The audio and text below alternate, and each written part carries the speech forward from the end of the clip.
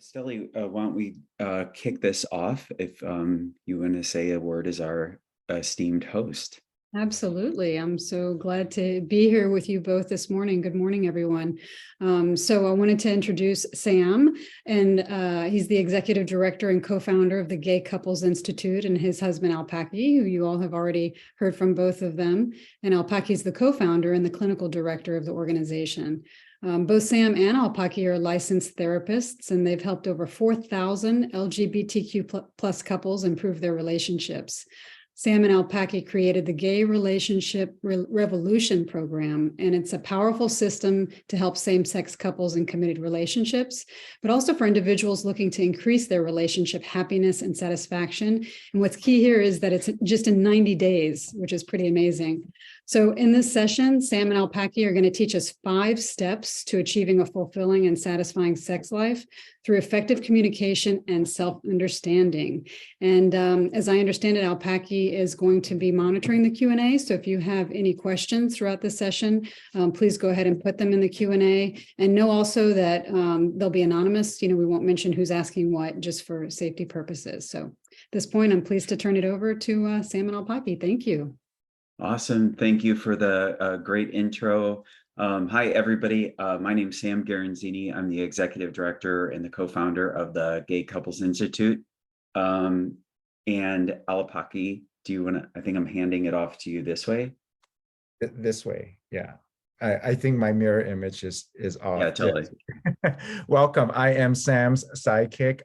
We are business partners and also life partners in real life. We've been doing the Gay Couples Institute for 17 years now. It's been a great adventure. Welcome. It's great to have all of you here to talk about a very sensitive topic, but what we have seen over 4,000 plus couples later, it's the #1 issue that comes up: sex and sexuality and sex life. So we're happy to be doing this presentation to give all of you on the call some things to think about and implement even after the call today. Yeah, absolutely. This is we're gonna go deep into, I think, probably the hottest topic. The thing that most people want to talk about in their relationship is just how to have a better sex life, how to keep it going long term. What do we know about that? I'm going to tell you how we figured out a bunch of those things and some of the normal challenges that come up along the way that many of you should be able to relate to. These are straight from our survey of our own audience, which has included some of you as you've come on to the program. I recognize some of your names. I'm glad you're here. I did want to mention, as people are coming in, feel free to put in the Q&A where you're calling in from. So we have some people from Eureka, California. We're from Alaska, Grand Rapids, Michigan. It's always fun when we do these to see where people are coming in from and our effect around the world. I see some of you starting to come in. So just say hi in the Q&A. That goes right to us. And then I will jump into some of the presentation. Now, as this goes, feel free to put in the Q&A some questions as it goes along. I would suggest if you have it handy, you might want to write a few things down. Pen and paper is usually the best. I can always go back a little bit, and then we'll have a special opportunity at the end of this to get access to even more material. So don't feel like if you miss it, you're never going to see it again. We have all that set up for you, no problem at all. So that being said, just stop me along the way, Stelly and Alapaki, if there's people have questions in the chat or what have you. But it's great to be here as part of the Engendering Love Summit. We are here to talk today about a journey to unlock your sexual potential and what that really might look like. Just a little bit of background about us. We met John and Julie Gottman in 2007. Alapaki and I had been together 2 years at that point. And one thing I'll tell you, when you're married to another therapist, you like to surprise each other with continuing education. And so I thought we were going to my favorite place in the world in Switzerland, and instead we landed in Seattle. And I had no idea that he was surprising me with going to the Art and Science of Love conference or workshop over a weekend in Seattle with John and Julie. And it was there that the four of us initially started talking about taking the Gottman method to the gay and lesbian community. They're super supportive of gay and lesbian community, gay and lesbian and queer couples. I use that kind of like to encompass LGBT plus. They're super supportive of our community, and we've all been part of their research also in their lab, if you know anything about their background or their work. We went on to publish our own research about the method itself 10 years later. We're the only couples therapy center in the world to ever study our own results and then publish them in an empirical journal. And so that's a copy of that. We've been in the Washington Post about this. We did this thing along the way called Gay Date Night here in San Francisco, where we held a date night for couples. You know, everybody says, oh, we should do that more.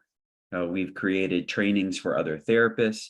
I've been a teacher at the University of San Francisco, since 2009, teaching couples therapy and psychopharmacology. I have a background. I almost went to med school rather than do this. And so we're really happy to not only be helping couples in direct care, but also creating a space for clinicians to figure out how to serve our community better. And we hope that would include some of you and your friends if you guys ever needed help. So again, as people are coming in, I'm glad the room is filling up. Say hi in the Q&A and tell us where you're calling in from. It's always nice to see you. It comes right to us. It's not so you can be private, but we wanted to welcome you here. So what I wanted to put out there that today, it's really important that I want you to know that this conversation is really inclusive of all genders and all sexual orientations. So this is, even though Alapaki and I are a gay couple, what we found is as we've studied sexuality and having a better sex life, we've definitely discovered that these concepts are inclusive of, it's regardless of the sexual orientation, gay, straight, all in between. Your sex life is an expression of your relationship, whether you're single or coupled, whether you're monogamous, whether you're non-monogamous and polyamorous, whatever that might mean to you. So I just really wanted to put here, in the words of Barbara Carrellis, who wrote one of my favorite books, that some of the concepts today come from. Definitely grab it on Audible if you haven't, is Urban Tantra. But genitals do not define gender. And so what we're really talking about today, it really has little to do with your genitals. It has more to do with pleasure. And that is a concept, that is a feeling that your body knows despite your genitals. And so we're going to be talking about pleasure and desire and that kind of thing. And this conversation is really inclusive of all genders. And that's how we kind of got to that point.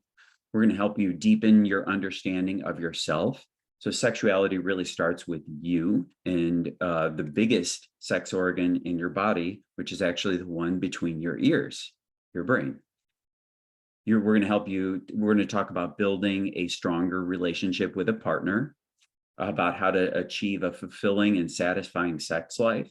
And you're going to learn some effective communication skills. We're going to talk about why it is that there's a few things that couples that have great long-term sex lives just on their own without any intervention, what it is that they are doing to make sure that continues. We're going to tell you what those secrets are. We know these things. They've actually been studied. But there's challenges along the way, and maybe you can relate to some of these. Put these in the chat if you like. It comes right to us, is how to talk calmly and rationally and really listening with compromise. That can be really difficult when you're talking about a charged topic around your sex life. And figuring out how to build trust and overcome some insecurities that might come up along the way. That can be a huge challenge as you go through your sex life and you're trying to improve your sex life with your partner. And what to say when you're feeling hurt or disappointed by a partner's lack of effort to connect. We know what this is like when we're wanting, when we're needing. And how do we feel about our own needs? How do we feel about their needs? This is a huge issue that brings couples to us. And so what do we do when we're wanting more connection or we're wanting less connection? How do we refuse that? How do you talk about sex when you just don't view it the same way? This is a huge issue. And how do you talk about open relationships and non-monogamy when there's no solid foundation of the primary relationship? And how does this work? If any of that rings true, I want you to know that you have come to the right place. And this is going to be a space for you to, I think, deeply about these concepts, consider what are some of the challenges. My real hope today, I've done my job. If I can provide a little bit of context, and that's what this whole program is about that we've created, is to know where you kind of fit within your challenges, and to give you some options about how to go about addressing them. So how do you overcome these challenges along the way to unlock your sexual potential? Well, this is our 9-step program that we were just talking about earlier. And what we have here is a context how couples can shift their connection from loneliness and conflict to having revolutionary partnerships in just 90 days. And we called it that because what we're seeing, like, why is this revolutionary? Well, that's because what we're seeing in the research literature is that same-sex couples have we connect in a different way. And some of the research says that we connect in a deeper way than the general population, and that often we have the capacity to serve as an example to the larger population about how to keep your friendship alive, about how to keep your connection alive, and how to have conflict in a way that brings two people closer together. So we see same-sex couples doing this in the research literature organically. And it's some of these concepts that I think would be revolutionary if someday same-sex couples could serve as an example to those in their community. And we're seeing that's already happening. So what we have here is we found that people approach us, and when people approach us and they want help with their relationship, they're often looking for this middle segment, which is like, I want to work on you over there. Like, my problem is with you. So they have got conflict, they're feeling disconnected, or there's been some cheating or break in trust along the way. So this middle portion. And then people approach us and they say, well, I want to work on us. I want to get better at my sex life, which is what we're going to go into today. I want to get better. I just don't feel close. I want to feel like better friends. We need to talk about our partnership and goals in the future. But what we have down here is this foundational piece that we put in there, because sometimes people come in and what the real issue is I need to work on me. I need to improve my mindset. I need to be happier about my path in life. And I need to improve my connection with my body. And it's this piece, my connection with my body, that actually dials directly into how we connect sexually, which is where we're going to be going today. So this is kind of an overview, but what I'm going to jump into right here, right now, is this piece up here, becoming better lovers. And what do we know about how to cultivate your physical passion? And it's what we put together is these 5 steps, this progression here. And I'm going to be going deeper into these right here. So you might want to jot down a few notes about some of the things that you're seeing, like, ooh, that part jumped out at me. We're going to go into each of these pieces right now, but some are going to mean more to you than others. And so let's go into them and right here. So let's just start with sexual aspiration and at this foundational piece. So what this talks about is a lot of people approach us and they say, we need to have a better sex life. we're not having sex like we were when we first met. And how do we do that? And we say, well, wait a minute. How do you feel about sexuality? How do you feel about your own sexual self? And what we find is some people need to work on just feeling sexy again, just cultivating their own sexual energy. And often in the LGBT plus community, it's overcoming shame. And this is a foundational piece that I think all of us here can relate to, because when we grew up as sexual beings, we understood, at least I especially did, and many of our clients that we see, our sexuality, our desires were not reflected back to us in the larger population, right? We saw different examples of healthy relationships.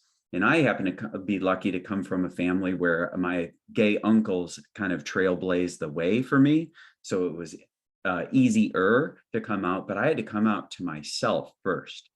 And there was many years of just understanding, ooh, I'm different. Ooh, I'm having these desires. And what does that mean? So that is that foundational piece and that shame that sometimes we can be bringing forward into a relationship. And I'm going to talk about some of those things that people need to do in that space. What to do when you're feeling undesirable, what to do when your sexual confidence has taken a blow, what and how to pivot when your sex life hasn't been so great. And I want to put out there, one of the main features that you want to consider if this is the case is just simply how to feel like, how to cultivate your own desire and your own sexual confidence. And what we teach people in our program, this has a lot to do with going deeper into yourself, often using breath work and meditation. And Tantra is a field that has figured a lot of this out for several centuries. Taoism is another field that's figured a lot of this out. And bringing some of those concepts into yourself and your self-understanding.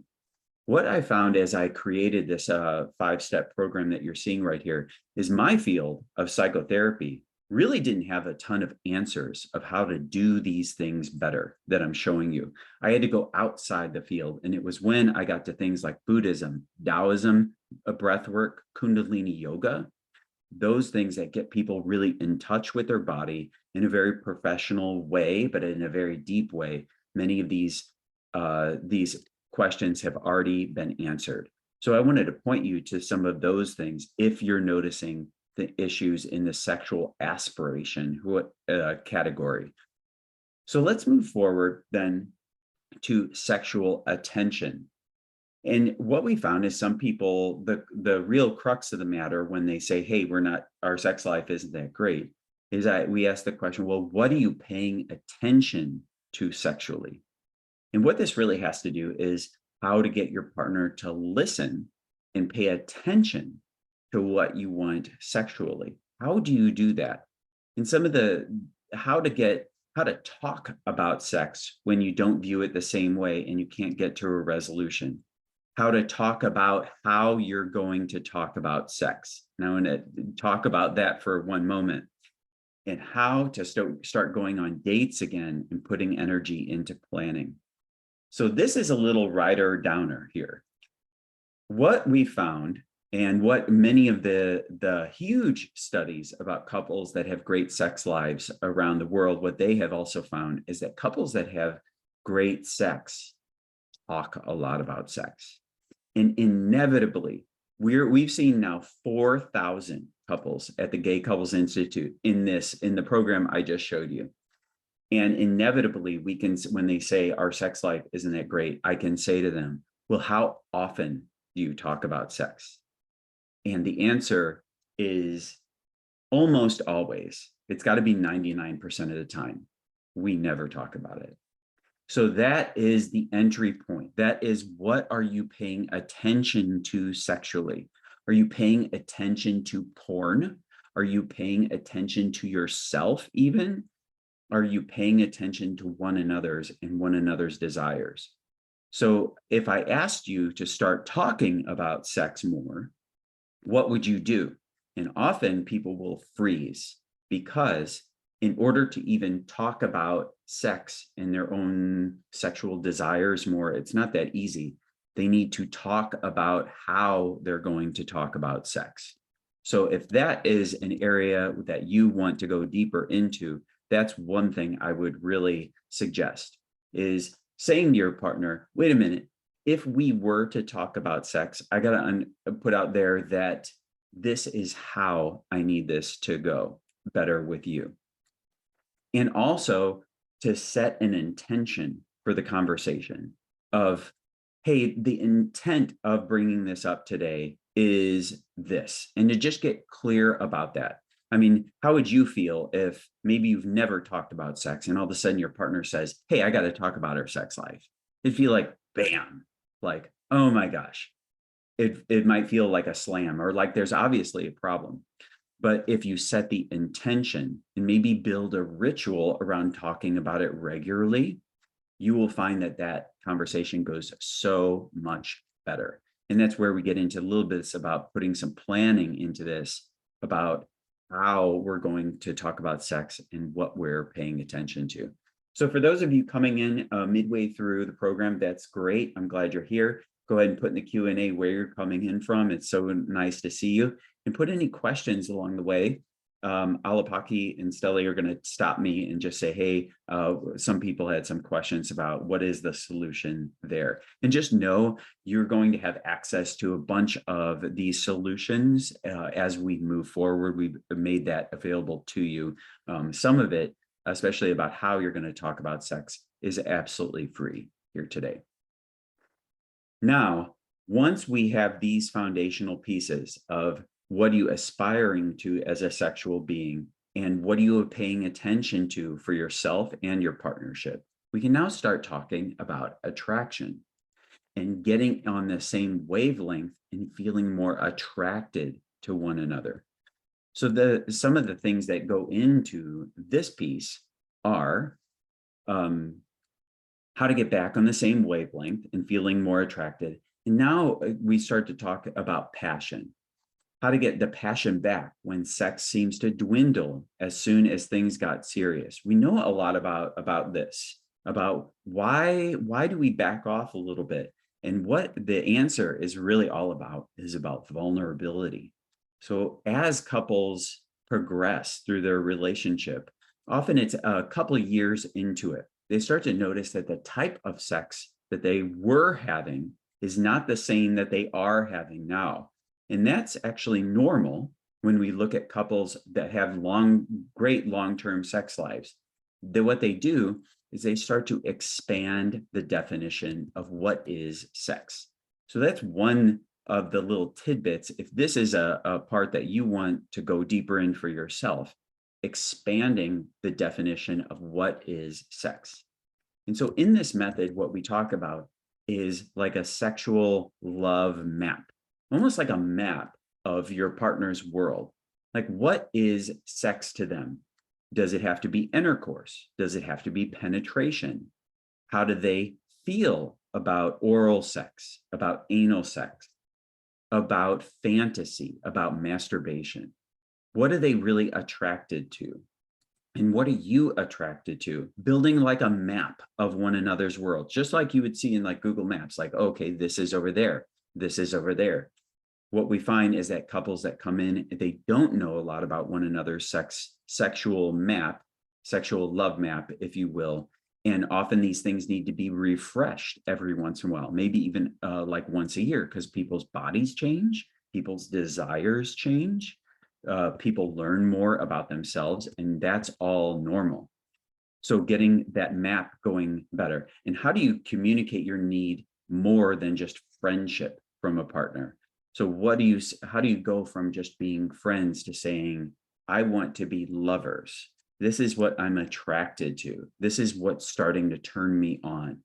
And what I would point you toward here in this realm, if that's something you wanted to go deeper into, is there are some great concepts about giving and receiving that I could go way into here, but we don't have enough time. But getting clear on, in our particular engagement, who is the giver and who's the receiver, and what direction is the pleasure flowing? That's what we teach our couples. What you will find is when you can fully be in receiver mode, then you are allowed to not be so concerned about your partner, and you can really go into the pleasure that you are having at that particular time. When you are firmly in the giver mode, your set of responsibilities change, and you can now concentrate simply on yourself and giving. You're not so responsible for your partner receiving pleasure. So there's a bunch of concepts that go way into this. What we find over and over is that when couples start to employ these things, get a little bit more deliberate, the quality of their sex life gets a lot better. So this leads finally into what brought maybe you in, which is what I call sexual action. This is the sex itself. So how to bring back playful physical fun, cuddling, expression of love, and through touch. And this gets into all of the stuff I think we're pretty familiar with about sex itself. Now, some of the things that come up along the way with this is, how do you recalibrate when you're giving more than receiving? Maybe some of you know this, what it's like to just be with a lover that takes more than they seem to really give. And how do you point that out? Well, it really rests on the foundational stuff that I was talking about back here. How do you bring back playful physical fun? And how do you address different sexual drives when it comes to lust, the hunt, if you will, versus being romantic and cuddly? How do you balance those things? And do they even need to have some kind of balance? And so some of the things that I would point you toward here, if this is the level that you want to go deeper in, and you've all already worked on some of the prior ones, is going deeper into fantasy. So what are your fantasies? And often we see that fantasies are actually static through the lifetime. So the things that really turn you on now often have their threads to the same very things that turned you on when you were an adolescent. Those fantasies, they kind of stay with you. And at times, what I think is really unfortunate, especially for LGBT plus community, is our fantasies that we really enjoyed when we were younger, when we were adolescents, when we were in our 20s, are things that we have now become part of, like what I call our shadow self. And it's what that does is it shows that there's a part of us back there that we've left back there that we don't want to acknowledge. So for instance, going deeper into the fantasy itself, and sometimes the fantasy can be about something bigger, like something about a concept of, yes, this is my fantasy, but what it really means to me now is a sense of adventure. That's the part of me that is becoming my shadow self that I'm not allowed to bring forward. How do I bring forward adventure?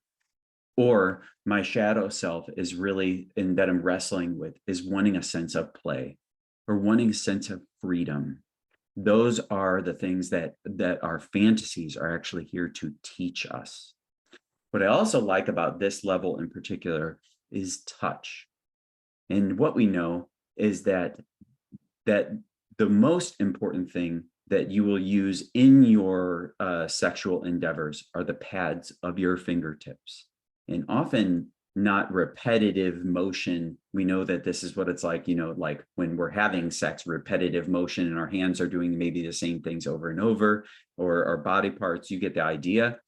But backing away from that harder, fast, aggressive touch and going slower, almost like you would like a massage, if I could draw the comparison, to what is the body saying about where it wants to be touched, and can you go slower and softer and really listen to the parts of your body that really crave to have attention. And all of that requires a partner that's willing to slow down, and also, though, you willing to slow down with yourself and listen. So there's some great stuff out there about that. And that's where we take our couples in this level. So once this part is going, we've worked on your sexual self. We've gotten you talking about sex. We've had you become more deliberate about giving and receiving, and building a little bit more of a plan of next time we have sex, how is that going to go? Which I'm going to show you here today. That's one of the pieces that we have here, a format for, I think you'll enjoy, is so once we've got all this going, it's like, then what? And what we see often is that couples, once they get these things down, some of them start to move on to the extras. And this is all about how this is what I call sexual additions. So how to align on shared sexual goals, balance your needs, and keep sex fun long-term. So what this has to do is differences, how to deal with differences in kink, BDSM, fetishes, voyeurism, all that stuff. What that means in dealing with differences without minimizing your partner's wants sexually, that can be super challenging. If this is what you're focusing on, but these pieces back here aren't there as a contextual foundation. How to discuss open relationships and what they mean when there's no solid foundation of an enjoyable sex life with one another, or just a history of blurred boundaries, maybe breaks in trust. And how to deal with insecurities and jealousy when your partner maybe is going out solo in a polyamorous kind of way, if that's what it is. That's often what we see. And you worry if they're giving their heart or attention to somebody else. So these are even more complex versions of relationships. And that's why I put them here as additions. What we find here is, these things all have their place, but this contextual piece that I was showing here back here is what really also needs some concentration. So what you'll find here is working out what are the healthy expressions of monogamy and non-monogamy. We've seen 4,000 couples, and I'll tell you right now, we have seen very healthy versions of non-monogamous relationships. We've also seen very unhealthy versions of non-monogamous relationships. We've seen very unhealthy versions of monogamous relationships, and very healthy versions of monogamous relationships. So the monogamy and the not, I can tell you, isn't the thing that you should point your finger at as far as the health or lack thereof in the relationship. It's not that black and white. So what you need to do is often take a look at this foundational component and go backward like that. So that being said, I'm going to just stop the slides for a moment. How are we doing with Q&A and questions and things along the way? Yeah, if you have a question, please share that with us. We have no questions thus far, Sam. Okay, no problem. We have a lot of people along the way, but what we want to do is get you talking. And I think the best way, I've been teaching a long time, and the best way to get people talking is we're going to do a little bit of a breakout session. And what I like about this today is these are people that you've never met, and you're probably never going to meet again. And what you're going to do, though, is talk to one another, maybe for about 1 minute each. And I have a simple question for you to answer. And then what I'd like you to do is just pick somebody in the room to be the, what do we call that? The facilitator, right?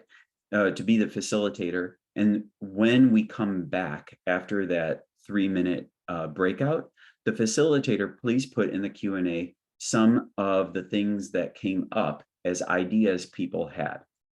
So that's the instructions for the breakout session. And here's the question.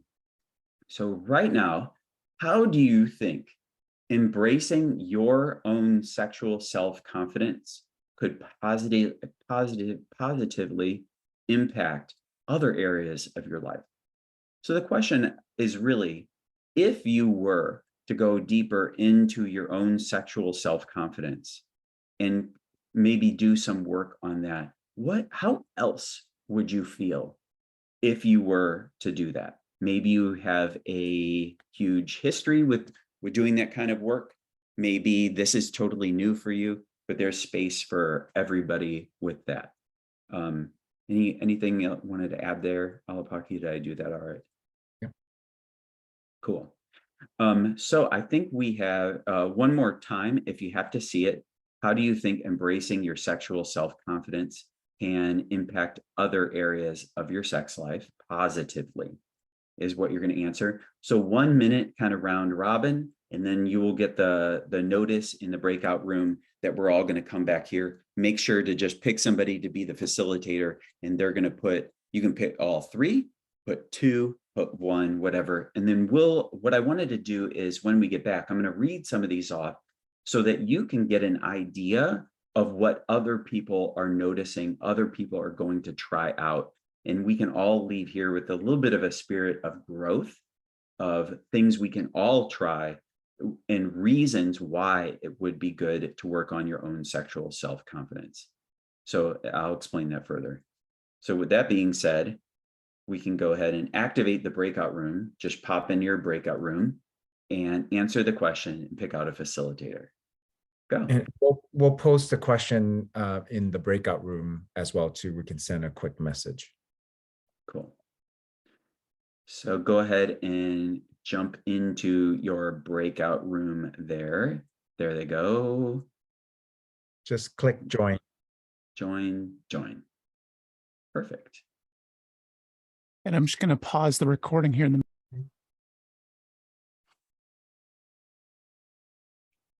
Awesome. I think everybody is coming back. Fantastic.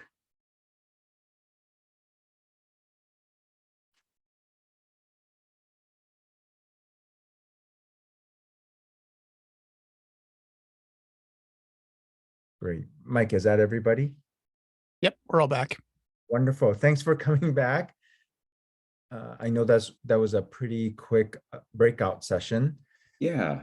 In the chat or QA? In the QA? Yeah, go ahead. So go ahead, the facilitator, go ahead and put in the chat what some of the things, like the question was, what are some of the things that you can do if you were to work on embracing your sexual self-confidence? How could that positively impact other areas of your sex life? So what were some of the things that came up for you? And then we'll also start talking about Q&A, and you will want to stay to the end, because for those people who stay to the end, I have a link to something you can grab that will help start to tie in everything that we put here today. So why don't you read some of these off? Will you help me? Yeah, this is awesome. Thank you for wow, you got a lot done in 5 minutes. Awesome, Jackie and group. I think being a happier person, that would be the difference. Apply these experiences and knowledge to professional work. Absolutely. And that's interesting. When people feel more confident in their personal life, it does transcend and bleed into other parts of their lives. So to hear that they might be more confident in their professional life and work, absolutely. We have definitely seen that as well. Use knowledge in other platonic relationships, absolutely. Improve physical and mental health. Be more open and assertive, yes. Show up as my full and true self in everything I do. Super powerful. I would say all of us, including myself, to be ourselves, our true selves, and to be authentic. That's a really, I think, wonderful goal to accomplish in this lifetime. Feel lighter, more free and expansive. Absolutely. Feel more compassionate and accepting of others. Wonderful. Really, wow, Jackie and team, really great things that came out of that. And then Taryn from Alaska and team is saying, being able to ask for what we want in the bedroom gives us confidence to ask for what we want in our jobs and other relationships. Really well said. Absolutely. I think we have seen that to be true in the 4,000 plus couples we've helped with at the Gay Couples Institute. It's a really big one that comes up in terms of how you show up in your partnership, in your intimate partnership, is the way you show up and have a perspective on other relationships, work, or personal life. Really well said. Thank you, everybody. It's awesome. Yeah, Sam, that's really wonderful. And like, I would say if these are the positive things that can come out of having a better sex life, why wouldn't you work on that? Why wouldn't you want to go deeper into that? And so there were some great questions that came up along the way. Stelly, what were some of the ones going through your world there? Yeah, so what came up for me was the question around trauma. So especially people who have experienced maybe childhood sexual trauma or sexual assault, or later in life or anything like that. I'm just wondering how much trauma affects the work you do or comes up in the work that you do with couples. Yeah, that's a great question. I think that's huge. I always tell couples, when you begin this work, you learn a lot about yourself, your partner, and the relationship. And I think, to Sam's point, when he was showing the 5-part lesson, how to talk about sex, easier said than done. A lot of couples have a hard time talking about sex. Why do they have a hard time talking about sex? Trauma. Why do they have a hard time being vulnerable? Trauma. Our past experiences, good or bad, right or wrong, positive or negative, makes us who we are today. So as we see couples talk about sex or try to broach the subject, super hard to do. The first thing we look at is then, why is that? Trauma has a huge part to play in it for a lot of people, including shame. Those are some of the big pieces we see as to why talking about sex, being vulnerable, are really difficult things to do. So part of this is to talk about why it's hard to talk about sex. And part of that work is to really dive deeper into why it's hard to be vulnerable, and trauma is a big piece that comes out of that. Yeah, I wanted to add, like, as I view it, trauma is kind of like a rip through this whole thing, is what you'll see. It's a betrayal in a way. We all know, especially as I think LGBT individuals, what it's like to have somebody in some way put their hands on us in a way that we don't want, or put ideas into our body, into our heads that are foreign, that we can tell that that's not mine and I shouldn't have to go along with that. And it ends up ripping through how we feel as an individual, what we end up paying attention to, how we express our attraction, definitely how we express ourselves sexually. And then sometimes the things that we gravitate toward as extras. So going through it, I think, is taking a bigger view of the trauma itself and how it fits, is often a really healthy way to approach that. Good. Any other questions you guys were thinking along the way? And then I have something to show you guys that you're able to download right now. I'll put it in some context, and then we can keep talking as we have time.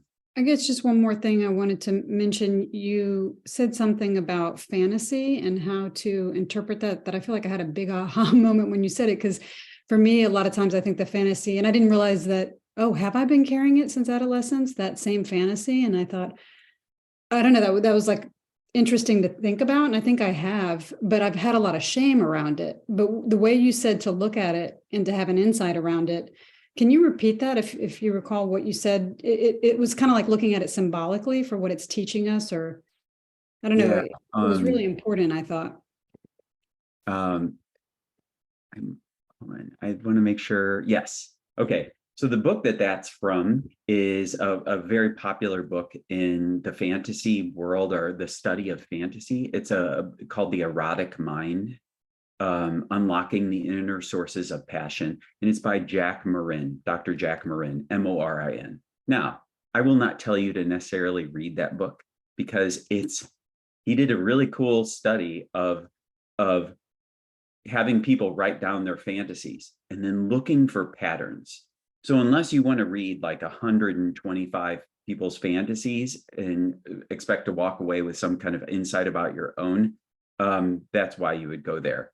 The long and short of it is there are patterns in people's fantasies.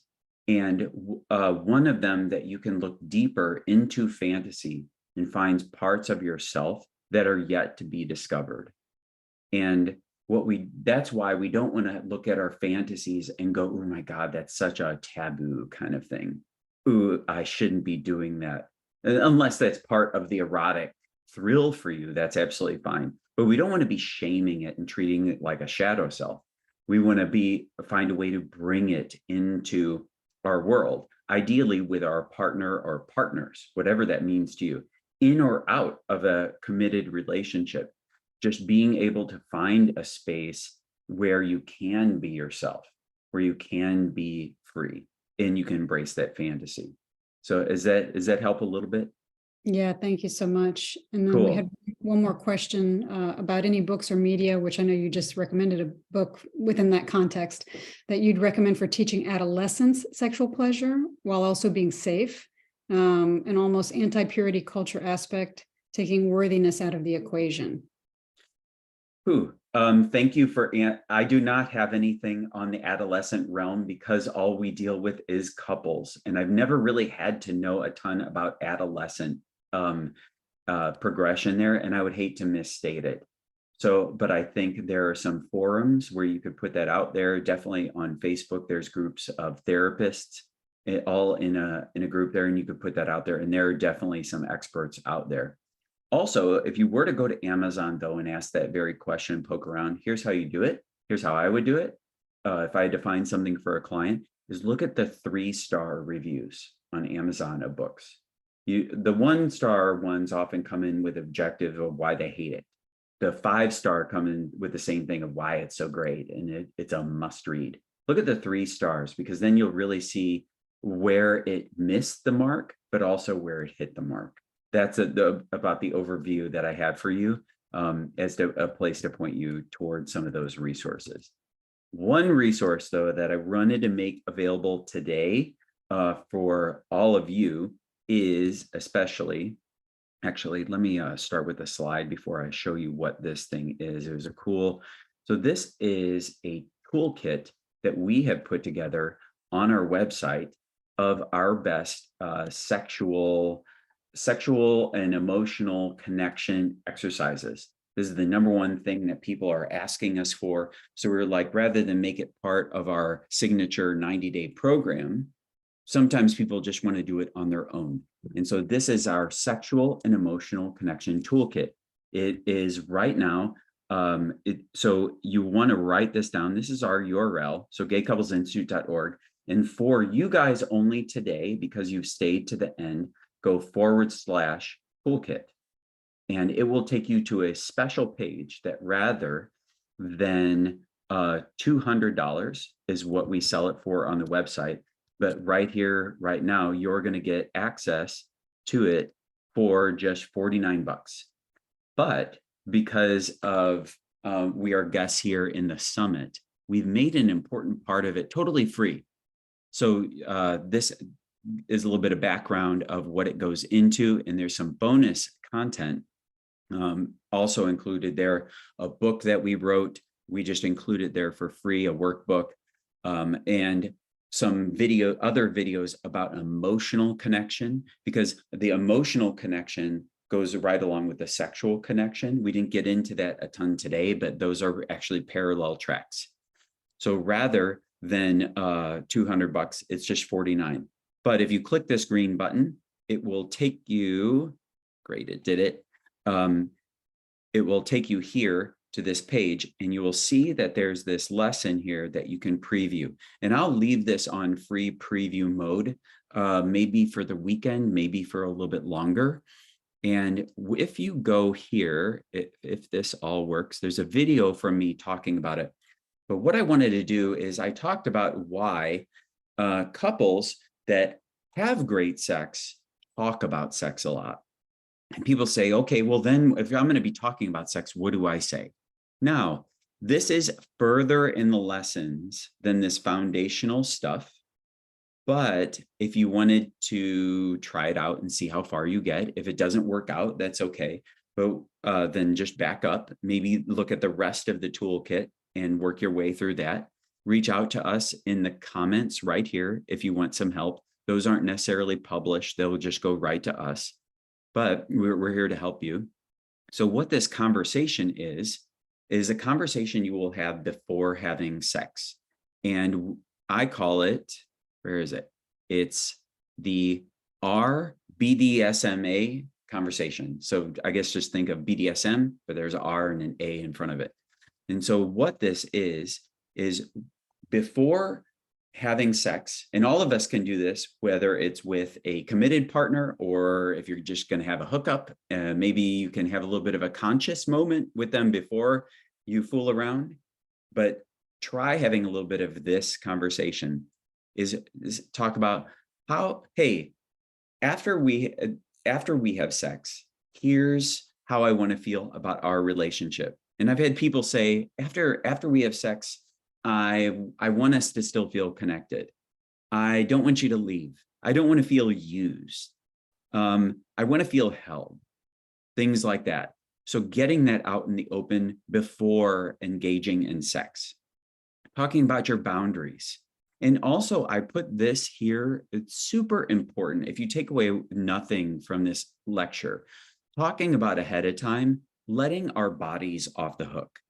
Look, we all have these images bombarded to us about how our bodies are supposed to look in order to have a great sex life. What we need to do is begin by letting that go and letting our bodies off the hook. Sometimes we're going to feel sexy about how our bodies look, sometimes not. Sometimes our body parts are going to work exactly how we want them to work, right? And sometimes not. And that's how it goes. And so the two of you just agreeing to let our boundaries off the hook and also setting some boundaries with emotions. This is what I do want to do. I don't want to bottom. I do want to bottom. I don't want to top. I don't want you to be touched here. Hey, I can't do this. But then getting into desire. So this is the D. So what's the fantasy? What have you been afraid to admit? What are you coming into this with that you kind of want to try out? What are some of the desires? And then the sexual status. So this is testing and disclosure. Hey, I did this. I haven't got my test results back. Or, hey, this part of my body isn't feeling too great. I'm not sure what this is about. Or why don't we just do this? So being clear about that. One of my favorite ones, though, is the M, is getting into meaning. What do we want this experience to mean for us? Is there an existential component that you want expressed? So I want this to mean that we're going to be closer friends. I want this to mean that that sense of adventure is coming back. That's why I want to have sex with you next. I want to get into that. And I want this to really mean that I express myself. And for once, I was allowed to be free. What do you want that to be mean? Just making that explicit. And then the other one that I think is cool to put in here is what I call aftercare. So maybe after like 48 hours, maybe after just a day, you're going to set the intention before you have sex of, hey, let's do a little bit of a debrief about how it went. So you're going to say, and it can be a quick thing. Hey, I really liked when we did this, or I'm thinking back to this. This was super fun. Let's make sure to do that again next time. That kind of debrief. So what that does is actually sets momentum to your sex life, building on the next time. And, we all know what it's like to walk away from a sexual experience and just feel kind of weird. And so that overcomes that. So click through that piece. I'll show the link one more time. Right there is our website. And then you have to write in there /toolkit. It's also in the chat. Right over there. Go ahead. It's also in the chat. Sam. Good. It's in the chat. Just click the chat and you'll go right over to there and you can get your free component. And if you want to move forward with the rest, we'd love to impart some more information and make you successful. So any more Awesome. questions, or I'll turn it over to you guys now. Yeah, no, that was really helpful. Thank you all so much to the attendees and for all this wonderful information. Hopefully you'll will check out the toolkit. Also, don't forget that later today, you can hear Sam Alapaki continue talking about relationships and gender dynamic and romantic relationships. That's today at 2 p.m. Pacific to 3:45 p.m. Pacific, so 5 p.m. Eastern time. So hopefully you'll join us there. Should be a really good session. But yeah, I'm just so pleased to have you all here with us today. Nice. It was a lot of fun. Thank you for inviting us. And I hope people are able to take away an aha moment. Yeah, or 2 or 3. Or 4 or 5. Yeah. Exactly. Wonderful. Awesome. Thank you, everybody, for joining. All right. All right. Thank you all.